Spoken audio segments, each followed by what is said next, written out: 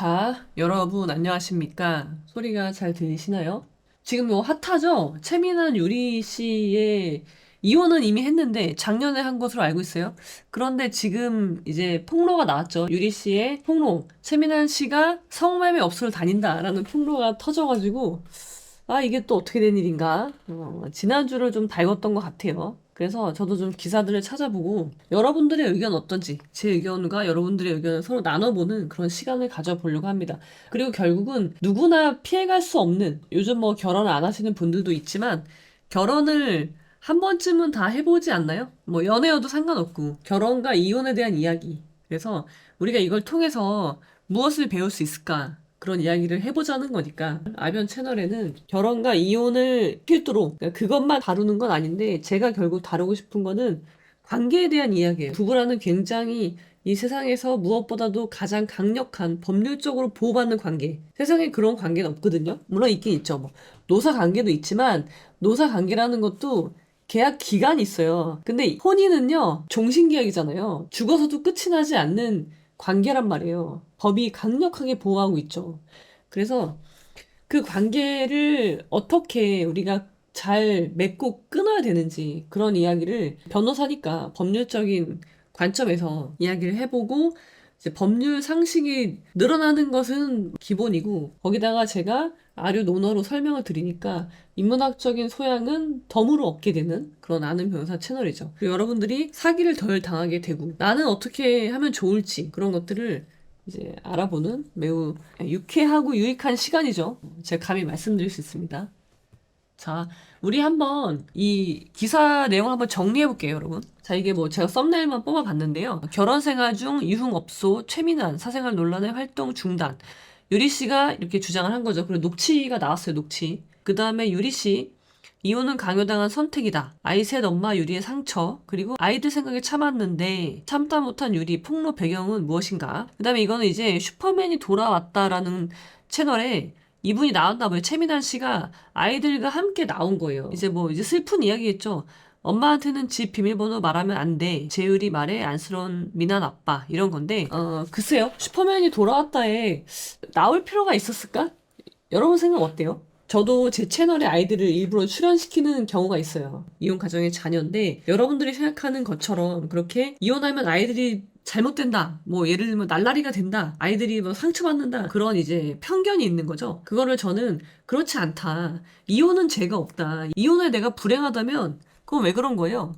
이혼 때문이 아니에요. 내가 이혼 후에 나답게 살지 못하고 있기 때문인 거지. 왜 이혼 탓을 하느냐. 마찬가지로 아이들도 이혼으로 잘못되는 게 아니라 이혼해도 아이한테는 엄마 아빠가 있는 거잖아요. 불행하다면.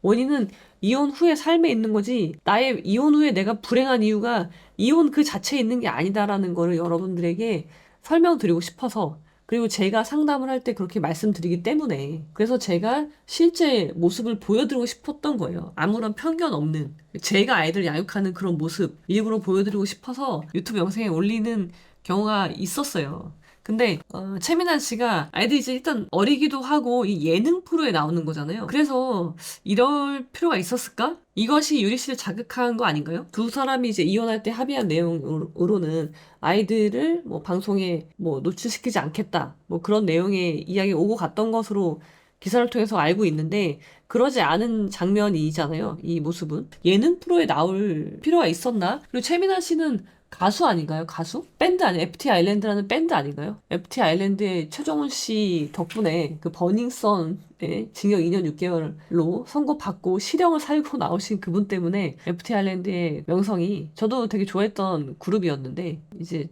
그랬죠. 이렇게 일단 썸네일 이렇게 살펴봤고요. 그래요. 한번 이제 내용을 보겠습니다. 자, 요약을 하자면요. 유리 씨는 그룹 라붐 출신이고요. 최민아 씨는 FT 아일랜드 멤버였다고 해요. 자, 근데 두 사람이 2018년 5월에 아들을 먼저 출산했네. 혼전 임신이구나. 혼전 임신을 했고 아들을 출산한 다음에 결혼을 했네요. 2018년 5월에 아들 출산, 10월에 결혼을 했죠. 그 다음에 2020년에 쌍둥이 딸을 출산합니다. 그래서 아이가 3명이 된 거예요. 일남 2녀가 된 거죠. 일남 2녀를 낳고 이제 행복하게 잘 사는 줄 알았는데 지난해 12월이니까 2023년 12월에 결혼 5년 만에 이혼을 하게 된 거죠. 자, 여기까지예요. 여기까지는 뭐 일반적인 뭐 결혼하고 이혼할 수 있죠. 서로 맞지 않으면 당연히 이혼할 수 있어요. 그리고 여러분 저는 말씀드리지만요. 결혼은 신중하게 하는 거고요. 이혼은 신속하게 하는 거예요. 그래서 뭐이 점에 대해서는 뭐 두 분이 왜 이혼했는지는 모르겠지만 이번에 이제 유리 씨의 폭로로 인해서 성매매가 이제 나왔죠. 성매매가 이혼의 주된 사유가 됐겠죠. 그리고 양육권은 아빠가 가져가기로 됐습니다. 그러니까 최민아 씨가 가져가게 된 거예요. 이혼 시 양육권은 누가 가져가야 되나요? 이혼 시 양육권은 누가 가져가야 돼요? 아니, 여러분들이 한번 생각해 보세요. 아이가 있어. 자, 이 두 분의 최민아 유리 씨처럼 아이가 어려. 언제 이혼했나요? 잠깐만. 쌍둥이가 2020년에 태어났고 2023년에 이혼했으니까 3살. 어. 아이가 3살이야. 매우 어리죠? 자, 양육권 누가 가져가야 돼요? 여러분들 생각 어떠신가요? 둘 다 원하겠죠? 아니, 지금 이 사람은 둘 다 원하는 거예요, 둘 다. 당연히 원하는 사람이 가져가는 게 맞겠죠. 키우려는 의지가 있어야 아이를 잘 키울 수 있을 거니까. 근데 둘 다 원한다는 거죠. 그러면 누가 키워야 돼요? 양육권은 대체적으로 엄마 쪽인데, 인성이 된 사람, 엄마다, 돈 많은 사람, 경제력 무시 못함. 자, 이거는요, 양육권은요, 누구 기준이에요? 아이 기준이죠, 아이. 자녀의, 기준은 자녀의 복리라고 하죠. 아이의 정서적인 안정이나 경제적인 안정이나, 물론 돈이 중요하지만, 경제적인 것만 중요하진 않아요. 어. 정서적인 안정도 중요한 거예요. 아이 입장에서, 아이 입장에서. 그렇게 해서 양육권을 정하는 거죠. 근데 그게 어느 일방이 아이를 뭐 학대하거나 그런 수준이 아니면, 그리고 둘 다 아이를 원해. 그러면은 누가 키워도 상관없어요. 그러니까 아이는 꼭 엄마가 키워야 되느냐?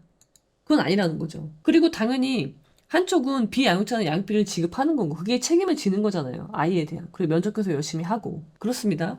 자, 그래서 이게 처음에 문제가 됐어요. 유리가 3남매를 두고 나온 이유가 뭐냐. 이것 때문에 비난을 받았죠. 솔직히 말해서. 자, 근데 이제 유리 씨 입장은 원래 이혼하기 전에 워낙 대가족으로 시부모님과 함께 살았는데 아이들도 그걸 행복해 했다. 당연히 저는 행복해 할 거라고 봐요. 이제 가족이 많은 거 있잖아요. 그런 환경이 아이들한테는 더 좋다고 봐요. 현실적으로도 너무 좋은 환경이었다.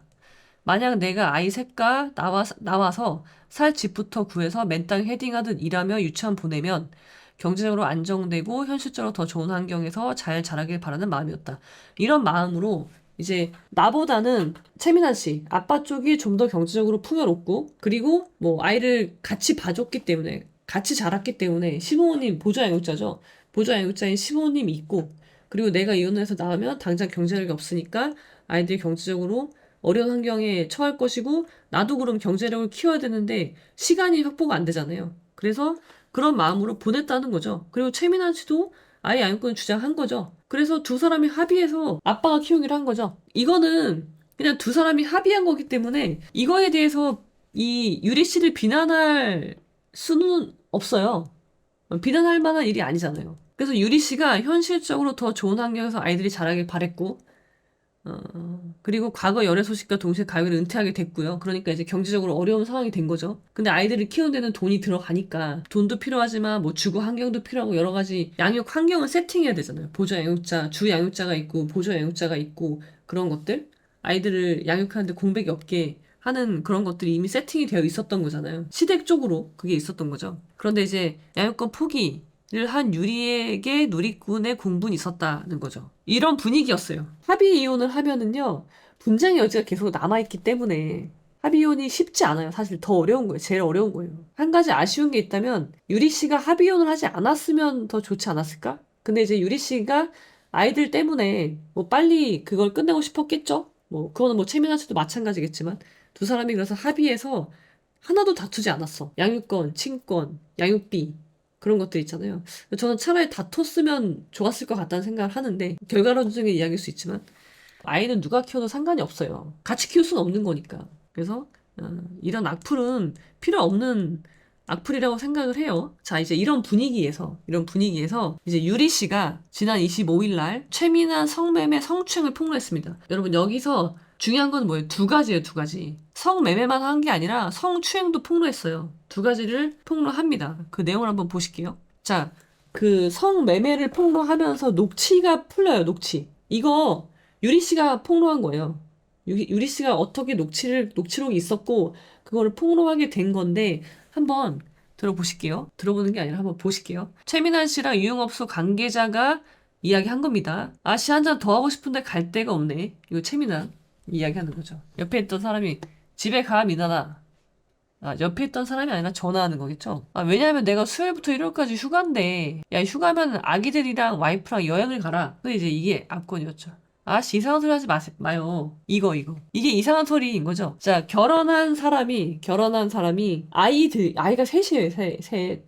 아이들과 아내랑 같이 여행을 가라. 네가 휴가면, 수, 목, 금, 토, 일이면 4박 5일이 휴가인데, 유흥업소 가지 말고, 그냥 여행을 가. 라고 이야기를 해요. 그러니까 그걸 듣고 최민환 씨가 거의 바로 즉각적으로 아씨 이상한 소리 하지 마요 라고 한단 말이죠. 이 최민환 씨는요 성매매나 유흥업소 그런 곳에 왕래가 되게 잦았던 것 같아요. 그러니까 이게 이상하게 된 거죠. 가족과 여행을 가고 같이 시간을 보내는 게 이상한 이제 상황이 됐으니까 그 이야기를 했고요. 그러니까 이제 그 상대방 형이란 사람이 그럼 형이 가서 아가씨 초이스 되는지 한번 물어볼게. 그러니까 한번 물어봐줘요. 응, 알았어. 그냥 인원수 많아가지고 막 보여주는 거 말고, 한번 물어볼게. 초이스 상황 어떤지. 아, 알겠어요. 하고, 이렇게 되게 편하게 이야기하잖아요. 그러니까 이런 일이 굉장히 많았던 것으로 이제 추측이 되는 거죠. 한두 번 한 솜씨가 아닌 그런 느낌이 나는 대화인 거죠. 그래서 이제 최민환에 대해서 성매매 의혹 내사 착수했습니다. 경찰에서. 성매매가 의심되는 상황이 녹음 파일이 이제 풀린 거죠. 근데 이거를 풀은 사람은 유리 씨죠. 전 아내. 자, 이런 성매매 의혹이 나왔죠. 아, 물론 이거 명예훼손이 되죠. 깠잖아요. 이 행위는 명예훼손이 되는 거예요. 그걸 감수하고 지금 깐 거잖아요. 근데 지금은 성매매가 충분히 의심이 가는 정황이죠. 그런 이제 통화 녹취를 발견했어. 그러면 여러분들은 어떻게 하실 것 같으세요? 여러분 여자야. 여러분은 이혼하실까요? 안 하실까요? 이혼하시겠죠? 자, 그래서 우리가 지금 그 최민환 씨 덕분에 성매매에 대해서 좀 공부를 해보려고 합니다. 성매매에 대해서 한번 살펴볼게요. 자, 여러분. 제가 여러분들 어떤 법이 궁금해. 그러면은 어떻게 하라고 말씀드렸어요? 법제처에서 만든 국가법령정보센터에 들어가셔서 법을 검색하시는 거예요. 자, 그래서 그 국가법령정보센터의 성매매 알선 등 행위의 처벌에 관한 법률입니다. 줄여서 성매매 처벌법이라고 하고요. 여기서 성매매가 뭔지 살펴볼게요. 자, 모든 법에는요, 정의가 나옵니다. 2조에 보통 정의가 나오는데, 정의. 이 법에서 사용하는 용어의 뜻은 다음과 같다. 자, 성매매란 불특정인을 상대로 금품이나 그 밖의 재산상의 이익을 수수하기로 약속하고 다음 강목의 어느 하나에 해당한 행위를 하거나 그 상대방이 되는 것을 말한다. 그러니까는 쌍방을 처벌하는 거예요. 쌍방. 성을 판 사람과 성을 산 사람 다 처벌하는 거예요. 여기 보면 수수란 말이 나오죠. 재산상의 이익을 줄 수, 받을 수. 그러니까 돈을 준 놈도 받은 놈도 처벌하는 거고. 자, 근데 성매매란 어떤 행위를 하는 거냐? 첫 번째, 성교는 뭐예요? 여기 섹스죠? 성교를 하거나 두 번째가 있어요. 구강, 항문 등 신체의 일부 또는 도구를 이용한 유사 성교 행위. 그러니까 성매매라는 거는 여러분 섹스만 말하는 게 아니에요. 유사 성교 행위를 포함합니다. 성교가 없어도 성매매는 된단 말이에요. 아셨죠? 그게 성매매입니다, 여러분. 성매매. 안마 시술소 같은 데서 이런 유사 성교행위 하는 거 있어요. 구강이나 항문이나 그런 걸 이용해서 하는 거. 이거 다 성매매에 들어가는 겁니다. 그 다음에 자, 이걸 하면 어떻게 처벌을 받느냐? 자, 먼저 이런 건 금지되어 있어요. 누구든지 다음 각 호의 어느 하나에 해당한 행위를 해서는 아니 된다. 성매매는요. 남자만 하는 건 아니에요. 여자도 할 수 있어요. 여기 성별이 없잖아요. 그 다음에 성매매 알선해도 안 되고요. 그러니까 이런 포주들이겠죠. 포주. 성매매 목적 인신매매 이건 뭐 더 흉악한 범죄니까 우리가 조심해야 될 건 뭐예요? 성매매 하면 안 된다는 거죠. 성매매를 한 사람은 1년 이하의 징역이나 300만 원 이하의 벌금, 구류 또는 과료에 처한다. 1년 이하입니다. 1년 이하의 징역이에요. 아주 우리가 생각하는 그렇게 큰 처벌은 아닌 거죠. 1년 이하니까. 그리고 300만 원 이하의 벌금이기 때문에 아주 강력한 그런 처벌은 아니에요. 그리고요, 여기서 보시면 미수범이 있죠, 미수범. 모든 범죄는 미수가 있잖아요. 미수범 18조부터 20조까지 규정된 죄의 미수범은 처벌한다. 근데 성매매를 한 사람은 몇 조에서 처벌해요? 벌칙이 21조에 있죠. 그러니까 뭐예요? 미수범에 안 들어가죠. 21조는 미수범 처벌 안 하죠. 그러니까 성매매의 미수범은 처벌하지 않습니다. 아까 그 녹취는요, 최민환 씨가 여자 없냐? 그런 이제 이게 만약에 성매매 업소라면은 성매매를 했죠. 거기까지 녹취가 있는 거예요. 그 이후에 대한 녹취가 없다면 성매매 미수에 그친다면 아니면 뭐 예비 음모일 수도 있고요. 성매매 예비 음모는 처벌하지 않아요. 여러분 범죄는요 이렇게 있잖아요. 그러면은 범죄가 완성이 되면 기수죠. 범죄에 이르지 못했어. 그럼 미수죠. 그리고 예비 음모가 있죠. 야, 나 성매매 할 거야. 예비. 그래서 막 알아봐. 여기저기 알아봐. 근데 유사 성교가 이미 시작이 됐어. 그럼 뭐예요? 그럼 끝난 거예요. 기수가 되는 거죠. 근데 아까 본 것처럼 성매매는요, 기수만 처벌한단 말이에요. 기수만. 그러니까 여기는 처벌하지 않아요. 예비, 음모, 실행의 착수, 미수 다 처벌하지 않아요. 그래서 그 녹취만 가지고는 성매매 기수로 보기는 어렵지 않나라는 게 이제 제 생각입니다. 근데 문제는 최민환 씨는 연예인이기 때문에 이것으로 처벌을 받냐 안 받냐는 사실 중요하지 않아요. 이미 사실 끝났죠. 끝났어. 이 녹취가 나오는 순간 최민환 씨의 연예인으로서의 삶은 끝났다. 그렇게 봐야 되지 않을까 생각이 돼요. 아니 그리고 최민환 씨는 자기가 성매매를 했다면 가정입니다. 했다면 아니 슈돌에 나오면 안 되는 거 아니야? 슈퍼맨 돌아왔다에 나오면 안 되는 거 아니에요? 아니 하늘이 보고 있는데 내가 성매매를 했다면 아이들이랑 그런 데 나오면 안 되지 않나? 그게 뭐 그렇게 주 업무도 아니잖아요. 본캐도 아니잖아요. 그 슈돌에 나오는 게. 그냥 밴드잖아요.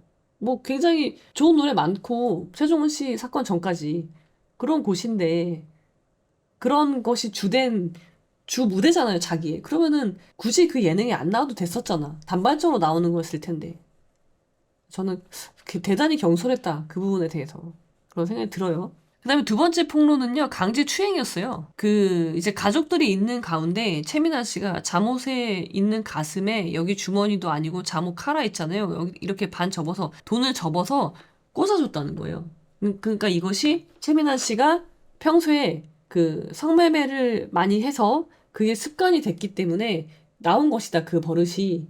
이렇게 주장을 하고 계신 거죠. 그 다음에 아버님, 어머님이 다 같이 앞에 있는데 중요 부위를 한 번씩 쓱 만지고 중요 부위라고 하면은 보통은 이제 위아래겠죠. 위아래 그 중요 부위를 한 번씩 쓱 만지고 가슴을 쥐어 뜯고 막 그 사건 이후로 그냥 그 집이 너무 싫은 거예요. 그리고 그 집에 있기가 너무 괴롭고 가족들 마주하는 것도 힘들었고 이랬다는 거죠. 그러니까 여기서 추행은 뭐예요? 여러 사람이 있는 앞에서 중요 부위를 한 번씩 만지고 가슴을 쥐어 뜯고 이런 거 있죠. 이런 것들이 이제 추행이 될 수 있는 거죠. 강제 추행이니까 강제는 이제 폭행 협박인데 우리나라는 기습 추행을 허용하죠. 그러니까 이거 자체가 가슴을 쥐어 뜯는다고 표현을 했는데 뭐 어떤 건지 잘 모르겠어요. 만약에 가슴을 움켜 잡는다면은 잡는 그 행위 자체가 추행이자 폭행이 된다는 거죠. 그래서 강제추행 인정하죠. 우리나라에서는. 그러니까 이것도 강제추행인데 이건 아마 증거가 없지 않을까 싶어요. 이거는 이제 유리 씨의 주장인 거죠. 두 가지를 주장을 했어요. 두 가지를 폭로한 거죠. 그냥 싫으니까 하는 행동이 다 싫은 거예요. 그럴 수 있죠. 그럴 수 있는데 상대방이 싫어하면 하지 말아야지. 상대방이 싫으면 하면 안 되는 거예요. 싫으니까 다 싫어 보인다가 아니라 상대방이 싫어하는 것도 눈치를 못 챈단 말이에요. 특히나 상대방의 신체를 만지는 행위라면 상대방의 기분이나 그런 건 당연히 유심히 더 살펴야죠. 부부간에도 부부 간간도 있을 수 있고요. 부부간에도 강제추행이 있을 수 있는 거니까. 부부라고 안 되는 거 아니거든요. 그러니까 명예훼손이 되는 거를 내가 감수하고 폭로하는 거예요. 여러분 이런 거는 폭로해놓고 나 명예훼손 처벌 안 받을게요. 물론 이제 그런 고소가 들어오면 최대한 방어를 해야 되겠지만 리스크 안고 하는 거죠 내가. 이진호라는 유튜버하고 이제 좀 공방이 있었나 봐요. 이진호 씨가 최민한 월 800만 원 교육비 버거했다. 유리 가출로 부부관계 급속도로 악화됐다라는 주장이 있었고 이것에 대해서 유리 씨가 이제 하나하나 조목조목 반박을 했대요. 유치원은 합의하에 보낸 것이다. 교육비 갈등 없었다. 최민아 경제적 기반 나보다 탄탄해 양육권 넘긴 것이다. 월 800만 원 교육비가 많죠. 많은데 근데 그거는 돈이 있으니까 보내는 거지 않아요? 유치원 합의하에 보냈겠죠. 한쪽이 뭐 굳고 반대하는데 보낼 수가 있을까? 그리고 양육권 넘긴 건 제가 아까도 말씀드렸지만 양육권은요. 엄마가 당연히 키워야 되는 거 아니잖아요. 아빠가 경제적인 환경이 좋다면 키울 수 있죠. 근데 아이를 경제적인 환경만으로 양육권자를 결정하면 안 돼요. 정서적인 환경도 고려하셔야 되는 거고. 근데 이걸 다 고려해서 유리 씨가 최민환 씨 쪽이 좀 더 아이한테 좋다, 좋은 환경이다 라고 판단했으면 그렇게 하는 거죠. 그것에 대해서 제3자가 왈가왈부 할 일은 아니라고 생각해요. 이 부분은. 근데 이게 있었어요. 처음에 이분들이 협의 이혼을 했는데 저는 이거는 좀 반대예요. 왜냐면 유리 씨가 처음에 양육권을 가지고 오려고 했는데 최민환 씨가 합의금 5천만 원, 또 양육비 200만 원을 제안해서 이 돈으로는 내 가족이 살기에는 경제적 어려움이 있기 때문에 양육권을 포기한 것이다 라고 말하는 부분이 있는데요. 그러니까 소송을 했어야 되는 거죠. 자, 그리고 5년이면요. 재산분할 어떻게 하셨지? 자, 결혼 생활이 5년이잖아요. 5년 차고요. 아이가 셋이 있고요. 그렇다면은 재산분할이요. 100대 빵이 나올 수는 없거든요. 그러니까 유리 씨도 자기가 정말 아이의 양육권을 주장하고 그리고 200만 원은 말이 안 되죠. 아이가 셋인데 어떻게 200만 원 양육비가 돼요. 안 되잖아요, 말이. 그러니까 소송을 갔어야 된다는 거죠, 제 말씀은. 소송을 가서 양육비를 제대로 받고요. 그리고 재산분할도 받고 그렇게 해서 내가 안정적으로 아이를 키울 수 있는 상황일 수 있었는데 이걸 협의혼 쪽으로 가는 바람에 아이도 상대방한테 양보해야 되고 그 다음에 이제 그런 비난을 또 받았어야 했고 재산분할은 어떻게 되는지 모르겠어요. 그러니까 이런 이혼하시면은 안 된다. 제가 이혼을 신속하게 하라고 말씀드리는 거는 이혼 결정을 빨리 하라는 거지 이혼 절차를 빨리 하라는 게 아니에요. 빨리 어떻게 하겠어요. 아무도 좋아서 소송 가는 사람 없어요. 합의가 안 되니까 가는 거지. 그래서 여러분 제발 합의가 안 되면요. 그래 내가 양보할게 내가 포기한다. 그러지 마시고요. 포기하지 마세요. 왜 아이에 대한 권리를 왜 포기해요. 포기하지 마시고요. 소송하세요. 소송. 어떤 분은 상담만 이제 여러 번 하시는 거예요. 소송을 안 하세요. 이미 파탄이 났는데. 그 변호사 보수가 아까워서 안 하신다는 거예요. 물론 변호사 보수가 뭐 싸지 않죠. 그렇지만 내가 그러니까 소송을 가려면 변호사의 도움 없이 하기는 힘드니까 변호사를 선임해서 재산분할 제대로 하고 그 다음에 양육권, 친권 정확히 구분하고 양육비 제대로 받고 그러니까 제대로라는 게 이제 법이 정한 테두리 안에서 받는 거죠. 그렇게 받는다면요. 내가 얻는 이익이요. 그러니까 변호사 보수로 나가는 손해보다 비교 형량하면 이게 훨씬 커요. 그럴 수밖에 없죠. 그러니까 여러분 계산을 잘 하셔야 돼요.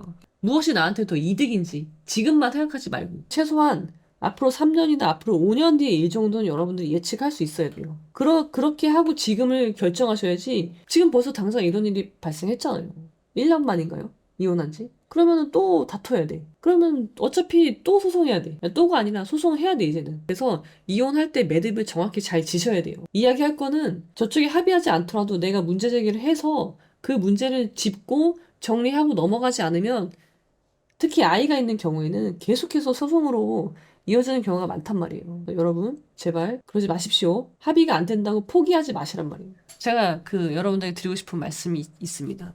어떤 영화에서 캡처한 건데요. 이 꼬마애가 한 말이에요. 오늘 싸우지 않으면 내일 싸워야 할걸요? 라는 말을 해요. 그거는 뭐냐면 이제 이 아이가 왕따를 당하는 거예요. 친구들한테. 그래서 이 소년이 힘을 키워요. 몰래 이제 운동을 하고 힘을 키워서 내가 다시 한번 왕따를 당하는 그런 상황이 되면은 나는 더 이상 참지 않겠다. 도망가지 않겠다. 라는 각오를 하는 거예요. 근데 지금이 그 순간이 된 거예요.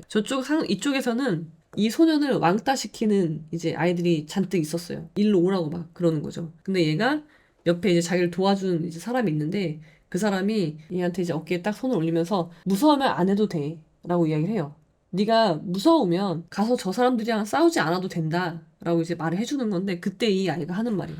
오늘 싸우지 않으면 나는 내일 싸워야 된다. 근데 내일 싸우면 더 커질 거다. 그래서 나는 지금 싸우겠다라고 표현을 하거든요. 그래서 여러분, 싸워야 될 때 싸우지 않으면요. 평화는 오지 않아요, 여러분. 제가 그 말씀을 드리고 싶어요. 싸워야 될 때 싸워야 됩니다. 그게 아이들을 위한 일이죠. 더 장기적으로 봤을 때. 싸울 줄을 몰라요, 사람들이. 싸우는 법을 배우셔야 됩니다. 그래서 지금 뭐 질문을 보면은 지금은 소송할 수 없냐라고 하시는데요. 당연히 할 수 있죠. 지금 무슨 소송해야 될까요? 지금 유리 씨가 해야 되는 소송은 뭘까요? 할 수 있는 소송. 그리고 저는 당연히 해야 되는 소송이라고 생각해요. 이혼하고 2년간 소송 가능이라는 말은요. 그건 이제 재산분할이고요. 자, 보세요, 여러분. 내가 협의 이혼을 했어. 해버렸어. 그냥 더럽고 치사해. 야, 너 다 먹고 떨어져. 그렇게 해서 이혼했어. 면접 교섭이 제대로 되지 않을 수 있죠. 아니면 양육비를 잘 주지 않을 수 있죠, 상대방이. 그러면은 이럴 때는요. 이행명령 청구하시면 돼요. 이행명령 청구. 그 다음에 또 아이를 거지같이 키워. 그럼 어떻게 해? 양육자 변경 소송할 수 있죠. 그리고 양육비 증감 청구할 수 있죠. 양육비 저 사람이 갑자기 돈을 많이 벌기 시작했어. 그러니까 양육비 더 줘. 양육비 증감 청구할 수 있어요. 다 소송이죠. 면접교섭 이행명령, 양육비 이행명령 청구, 양육자 변경 청구, 양육비 증감 청구 이런 거 다 할 수 있어요. 2년이 아니어도. 2년과 상관없이 할 수 있죠. 근데 2년이라는 제척 기간이 있는 건 뭘까요? 이혼한 날로부터 2년 이내에 해야 돼요. 협의혼이에요, 협의혼. 왜냐면은 조정이혼과 소송이혼에서는 재산분할까지 다 끝나요, 깔끔하게. 근데 협의이혼의 경우에만 재산분할이 좀 모호하게 되는 경우가 있거든요. 그런 경우에는 이혼하고 나서도 2년 동안은 뭘 할 수 있는 거예요? 재산분할 청구할 수 있다. 그러니까는 지금 유리 씨가 2023년이죠? 2023년 12월이잖아요. 그러니까 아직 2년이 도과하지 않았죠? 2023년 12월에 이혼했습니다. 그러니까는 2025년 12월까지 재산분할 청구할 수 있고요. 재산분할에 대한 합의가 없었다는 전제 하에 재산분할 청구할 수 있고요. 애무자 변경 소송할 수 있어요. 이거 하셔야 된다고 저는 봐요. 애무자 변경 하시고요. 그 다음에 재산분할 청구할 수 있는 거죠. 위자료? 위자료는 안날로부터 3년이죠. 그런 행위가 있다는 걸 안날로부터 3년이니까 위자료 청구하시면 되겠죠. 남편의 성매매로 인해서 내가 고통을 받았다. 그것이 이혼 사유였다. 그러니까는 뭐 정신적 위자료 청구할 수 있죠. 할 수 있어요. 하셔야 된다고 저는 봐요. 이거 안 하시면 안 됩니다. 그 성매매 의혹을 지금 폭로했죠. 그럼 양육권 가지고 와야 된다고 저는 생각해요. 지금 이런 상황에서는요. 최민아 씨가 아이를 키울 수가 없어요. 경제적인 문제가 아니에요. 이건 정서적인 문제예요. 그래서 전 아이 데리고 오고요.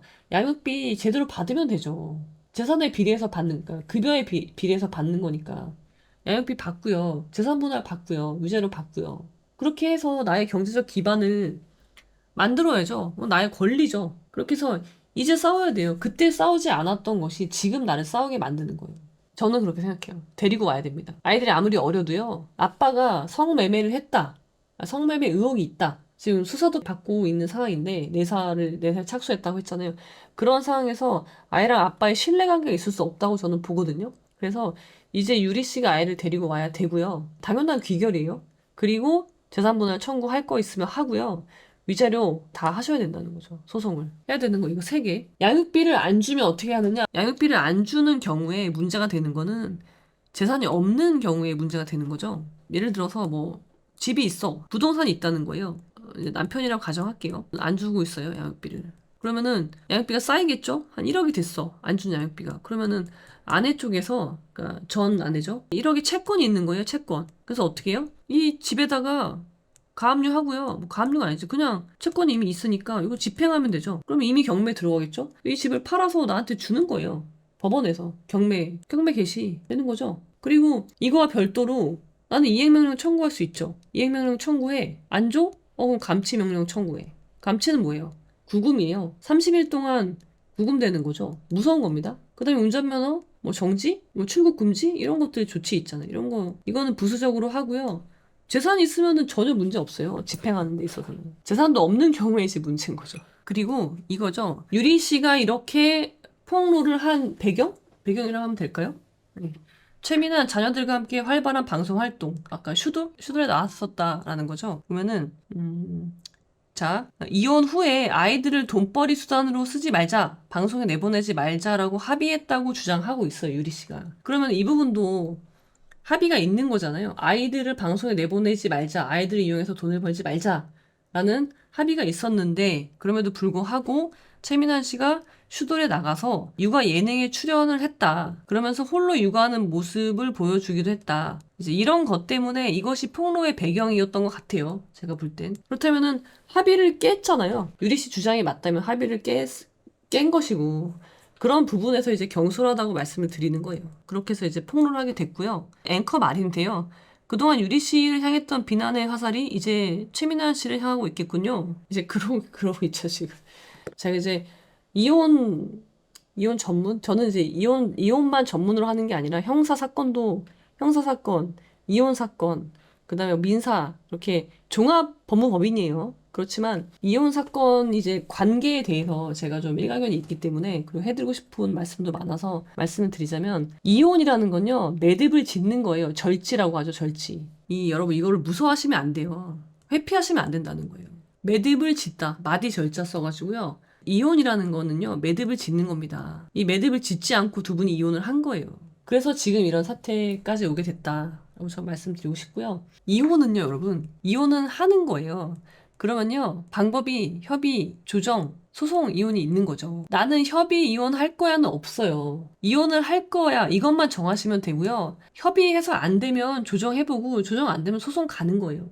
근데 나는 소송은 안 갈 거야. 그러니까 협의해야 돼? 그럼 어떻게 해? 양보하는 수밖에 없죠. 목소리 센 놈이 이기는 거예요. 막무가내인 놈이 이기는 거고. 합리적인 사람이 질 수밖에 없어요. 싸우셔야 됩니다, 여러분. 그래야지 빨리 끝나요, 오히려. 이런 이제 우를 범하지 않으시기를 이번 사례를 통해서 여러분들에게 말씀드리고 싶고요. 그래서 여러분들을 위해서 준비했습니다. 헛똑똑이를 위한 결혼 수업이 있어요. 놀랍죠, 여러분? 세상에 이런 강의가 있다니.